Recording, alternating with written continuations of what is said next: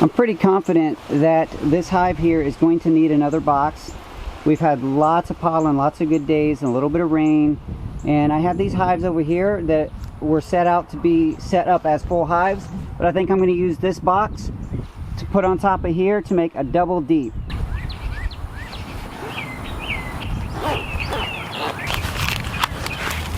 It is a very warm day and I don't have my ventilated suit yet, so I hope not to be out here for very long. I want to get in here, check this hive out, put another stack on it, and then just peek inside the other hives to see if they are, if they have filled up that box that I've already put on them. Each of them now are double stacked, so I want to see how they're building.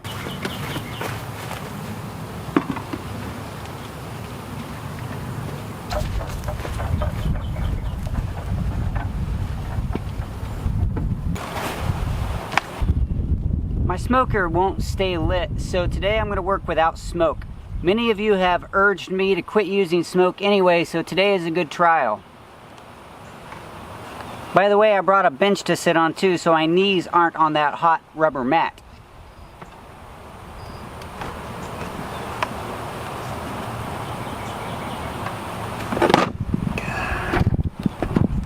Those inner covers just keep sticking.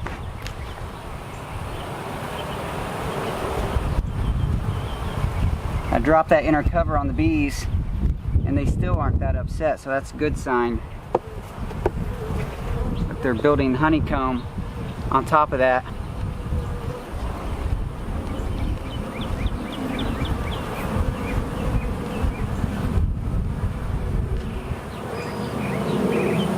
That's the towel that I've been putting on for beetle control.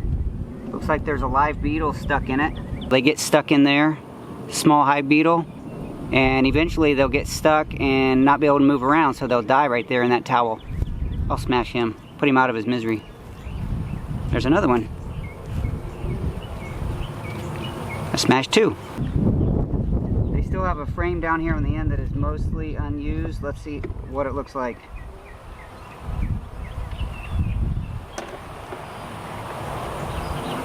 We're going to try to be a little more gentle. So they do have the drawn comb. I think that was the same last week. Nothing on the inside. I didn't bring my frame hanger this time. Probably just as well, since I banged it around last week.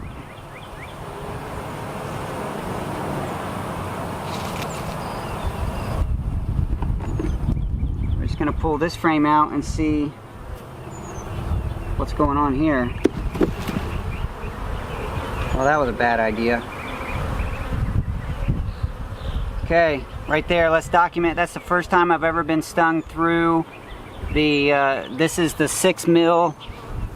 Caught me by surprise, that's why I waved my hand around.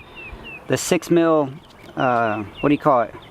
Nitrile gloves. You can see the stinger right there. And it's still pumping into there. Pull that stinger out. Now, the benefit, one of the benefits of these gloves is that if you do get a stinger, you can just pop it out. I did not expect that, and it caught me by surprise, and I shouldn't have made such a big movement, but you know, you don't always know what you're going to do when you get stung. I'm going to set this down on the corner, careful not to smash a bee, so I can get a better hold on it.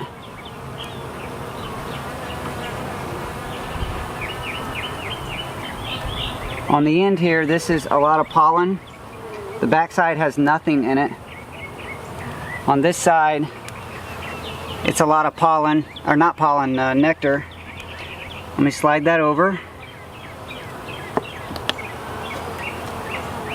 Now that I know that I can be stung through these gloves, I'm going to be a little more aware of my actions and be prepared for a sting. I was feeling pretty confident because I've worn these gloves quite a few times and I haven't been stung yet through them, so I was getting to the point to where I felt like I could not be stung through them.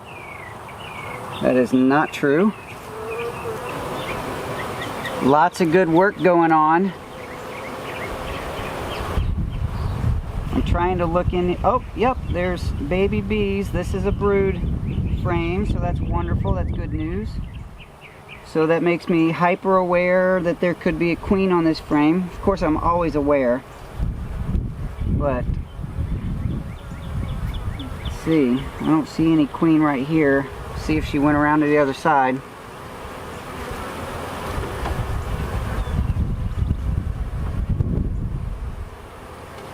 Nope, I don't see her. So I'm gonna put this one in here. Gently come up so we don't roll the edges. Try to set that down so I can get a better grip.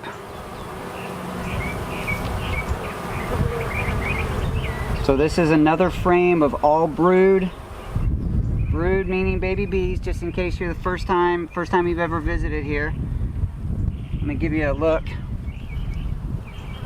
You can see there are larvae, capped larvae and uncapped larvae. That's the baby bees before they turn into an actual bee. It's like a worm stage.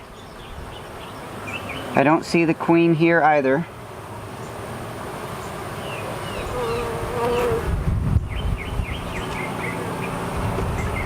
I bumped the edge a little bit there. They don't smash that easily, so it's not like just because you bump them they're dead. But you want to make careful that you're not rolling and squishing bees. We got a couple of frames here that have the honeycomb on top. Let me see if I can scrape that off without hurting anyone.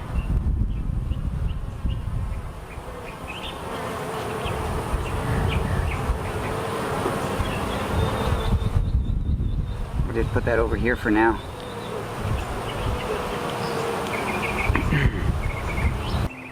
I'm going to stand up to help me get a grip on it. Look at all that brood. Can you see that? Probably kind of hard to see.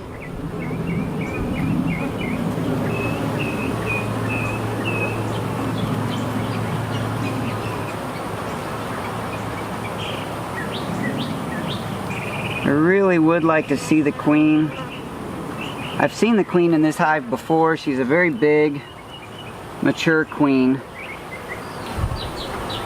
And she hasn't really been camera shy before, so she's probably, I haven't seen her yet. She's not on the frames that I've picked up yet. I really don't have to see every frame. You know, they have plenty of brood. They have red, yellow, and white pollen on their legs.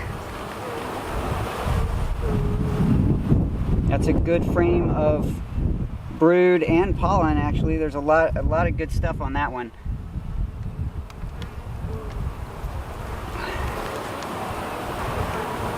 Every time I'm just taking this frame tool and just gently pushing the frame off of the other one because they stick together. That way I have room to pull them out. Try to be as gentle as possible.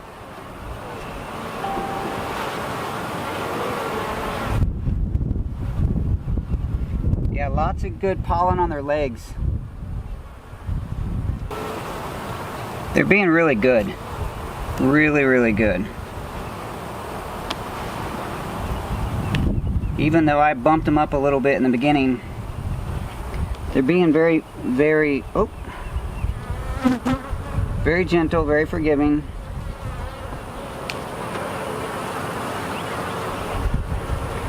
They really don't like it when I talk a lot, but I talk because I'm trying to share this experience with you. If I were out here by myself without a camera, I would be very quiet, and I think that's probably better. But then you guys wouldn't get to hear what I'm thinking and what I'm doing.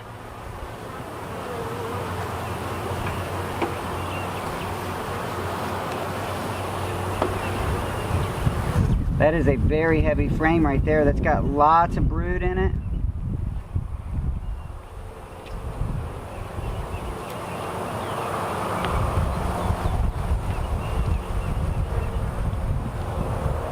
A lot of baby bees coming out on this one.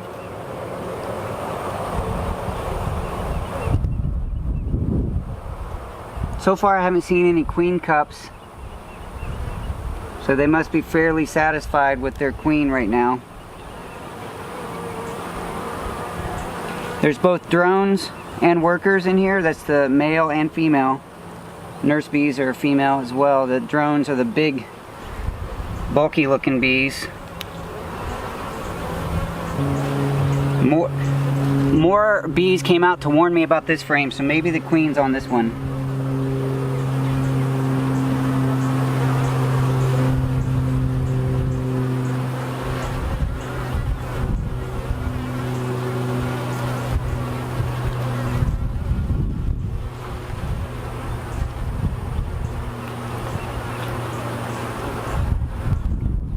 Nope, must have been just coincidence. Maybe I pushed it a little hard. I don't see her on here. This is interesting. Look right here above my finger, or below my finger for you guys. There's two bees darker in color. Oh, they separated, but they were basically kissing and communicating. Are we still recording? Yes. A lot of the local beekeepers around here believe that the native persimmon, the Texas persimmon, is one of the indicators of a honey flow. When it comes out real heavy and the bees are all over those trees, they use that as an indicator that we're about ready to go into a honey flow, meaning that the bees are going to start putting on honey onto the hive. I want that to happen, but more than that, I want this hive to establish a bigger brood chamber. So I'm going to put a second box on top. I'm going to checkerboard the frames from the bottom to the empty ones on the top. That way it will hopefully encourage the brood chamber to move up and out. Let me take a few of these out so I have lots of room to work. I know there's some people that have a bit of an issue with the plastic frames, but that's what I have right now. These are the 4.9 millimeter cells, so they're really good for a brood chamber where we want smaller cells.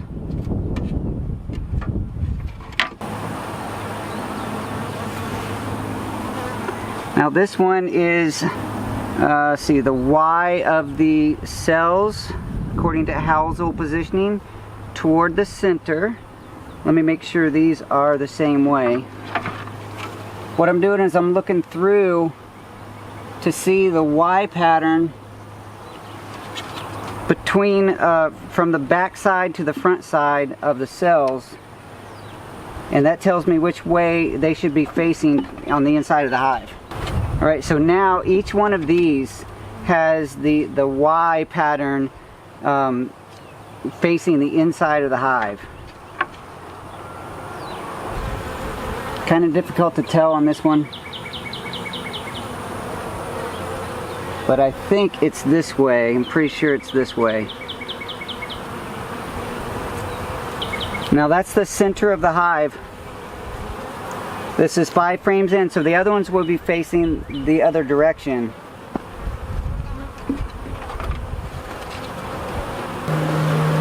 Now they're getting just a little more irritated now. Hopefully that does encourage them to move up. And then leaving the outsides for honey and pollen and nectar and all those things. Hopefully I got all those positioned the right way so it's pleasant for them.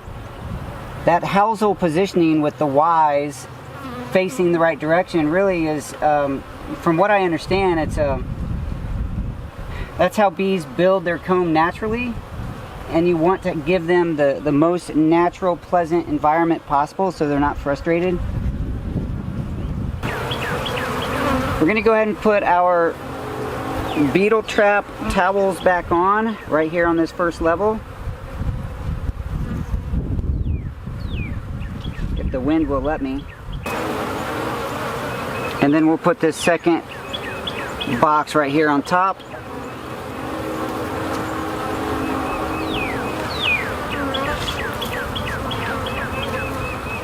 Going down slowly, hopefully not to catch bees. Before I put this inner cover back on, I'm just going to scrape it clean. Hopefully to discourage them from building more wax comb on it from the inner cover.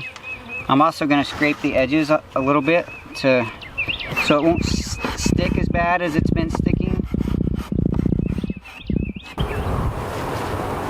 So we'll put an inner cover. and our telescoping lid.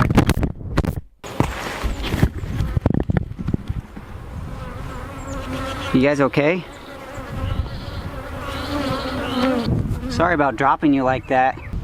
Over here on this other hive, I have some of that wax. Gotta take that wax inside. I'm just gonna peek inside and see how they're doing. I'm not gonna do a full, all the way down to the bottom inspection. Oh, that inner cover stuck again, so I'm putting my fingers in so it doesn't drop.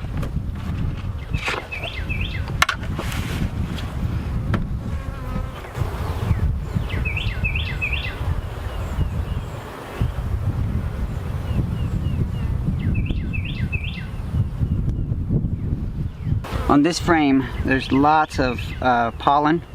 You can see those cells full of pollen right there. Same thing on the other side.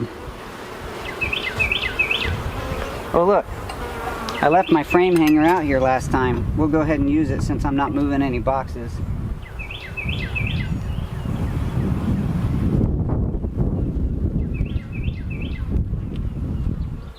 Try to remember which way I took it out, which was that way. That first one over here, I think, is mostly empty.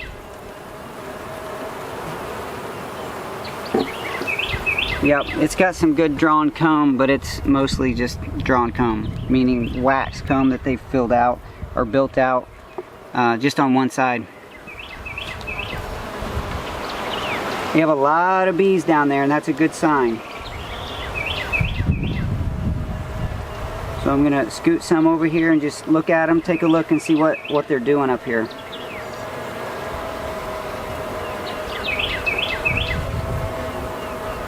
Lots of pollen on this one too. This one is a natural drawn comb, meaning foundationless without foundation. This has a lot of nectar and pollen in it. So they are bringing some stores up, which is wonderful to see.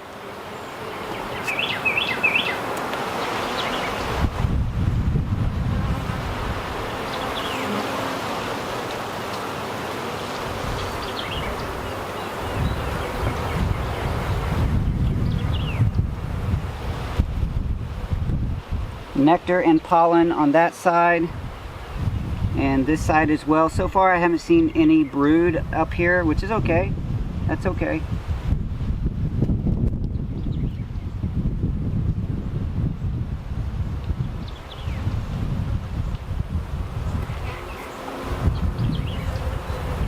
Some of these frames have been around for a while.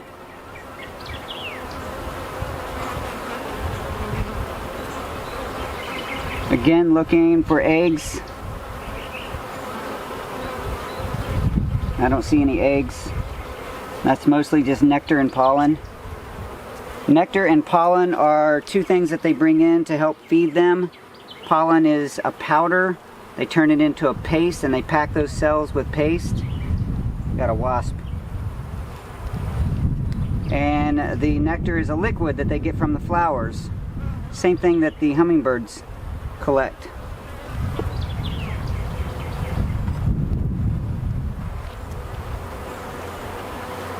Alright, this is beautiful drawn comb here. Beautiful drawn comb, but there's nothing in it. It's all empty. I don't see any eggs. Nope, no brood up in here. I do see lots of what I consider pretty good activity up here on the top, considering it's been only 2 weeks since I put this top box on.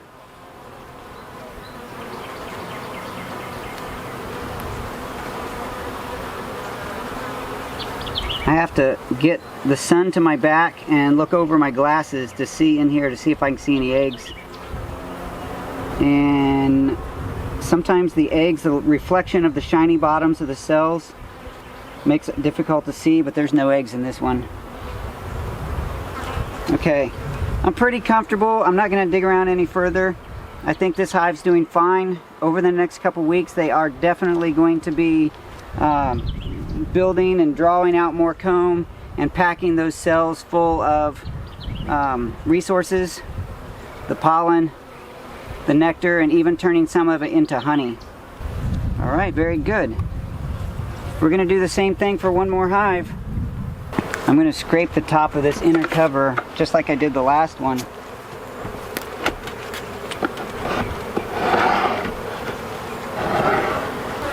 Look how much propolis I just scraped off of that. Basically a glue-like substance. Some people eat that.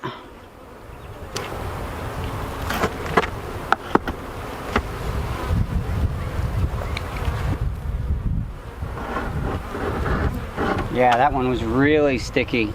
Really sticky.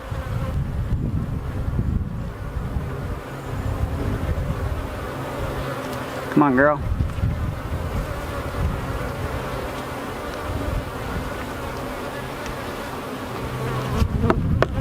Squash the hive beetle. I need to put more towel.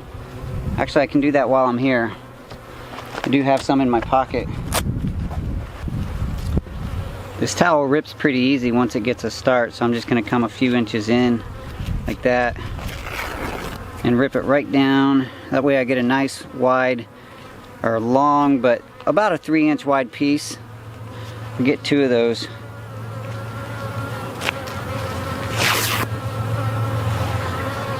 And I'll put them right under this inner cover.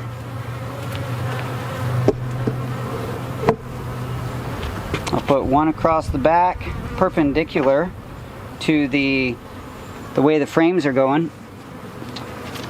On some of the hives last year, I had them parallel, and it was pointed out to me by someone here in the audience that they would probably do more good if they were perpendicular to the direction of the frames, just like this, catching more beetles. And I think you're right. So that's the way I'm gonna do it from now on. And that hive is finished as well. Aren't we having fun here today? There's one more hive up here. This is the one that has the 2 medium boxes, and we're gonna leave it that way. We're gonna try to build 2 hives here with the medium, the 7 and 5/8 boxes instead of the deeps, just because I have those and I'm curious to see what it is like to build on that type of box, that size of box.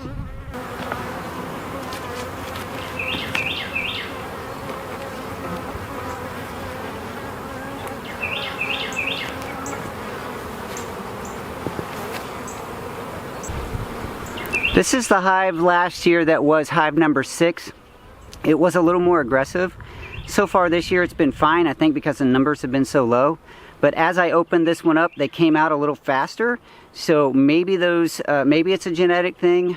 I don't know. Some people say it is, some people say it isn't. That hive might be a little hot to work, and I keep that in mind every time I open the lid, but I don't have my smoke, so I'm not going to do a whole lot in this one. I'm just going to check to see what they're doing in that top box.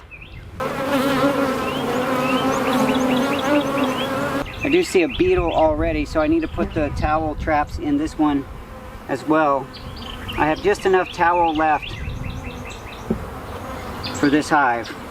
See a lot of drones. There's a drone.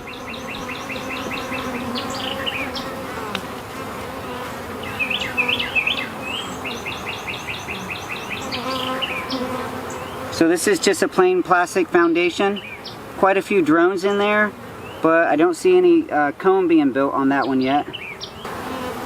Nothing being built on this one either. Let me see if I can give you a look. There's quite a bit of drone bees in here. You can see those big bulky bees. Let me see if I can get those big bulky bees right there with the eyes that come and touch on the top of their head. Those are male bees. Those are the drones. They fly out, and their sole purpose really is to mate with the queens. Alright, look at that. Now, here we go. This is what I've been looking for. This is what I was hoping they would do last week. They're absolutely moving up resources. On this one here, get out of the light there, you can see there's a lot of honey in that one. And some pollen.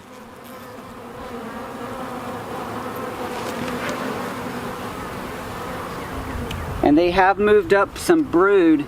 This is a brood nest. This is a This is a frame of brood up here in the second box, so that's what I wanted. That box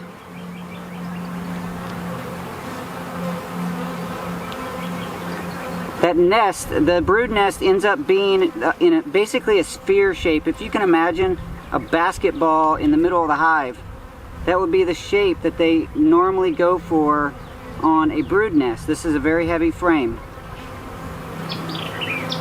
with lots and lots of brood. So there's a lot of baby bees.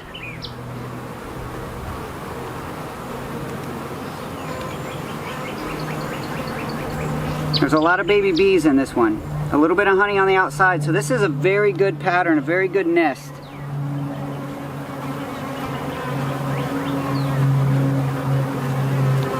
Alright. And that's right up here in the middle, the top center 3 frames. So they are building up and out. That's exactly what they should be doing. So I'm going to move these back together, and I am done with this hive. After I put some paper towel in it for the beetles.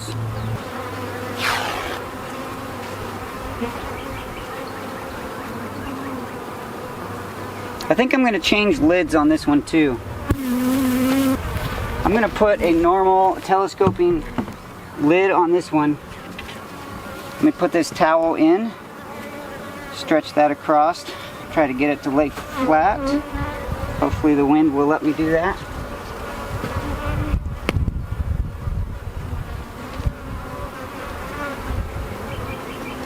And put this inner cover right there to hold that down. A telescoping lid. The reason they call it a telescoping lid is because the edge folds down over the hive. You can see this edge right here. It comes down over the edge of the hive. It telescopes over the top of the hive.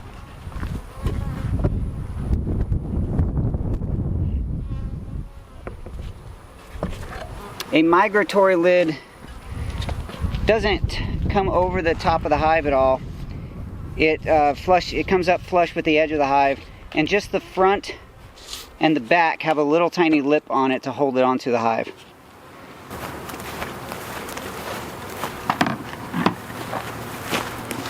This one, the brand new double stacked. The other two have lots of good stuff going on in those upper boxes, so I feel good about what's going on. I can take this here, this wax and propolis. What I like to do with that is give the bees a chance to clean it out. Here's some other stuff over here that I've had the bees cleaning out. So I just put this over here on this table in the corner, and they'll clean it up, and then I'll pick it up and take it in the house. I do look forward to getting one more box set up over here. That will be another with the medium boxes.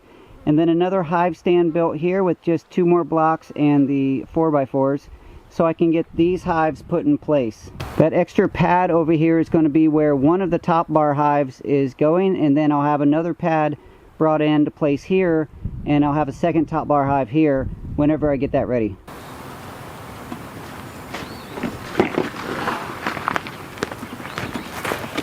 That's another day in the apiary, in the bee yard here on the Daddykirbs farm. That's always a lot of fun for me to get out there and see how things are going and to bring you along.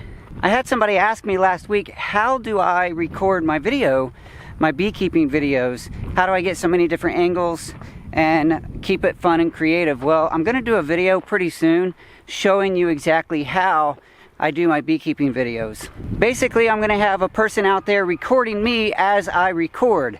The video that I record will be one episode. It will be an actual inspection video. The next episode will be shorter, and it will be all about the other camera perspective showing how I do my beekeeping videos. Hey, I really appreciate you being here with me in this episode of Beekeeping here on the Daddykirbs farm. If you have any comments or questions that you would like to post below, I'll see if I can answer them, or maybe I can learn something from you. Thanks again for watching. I'll talk to you soon.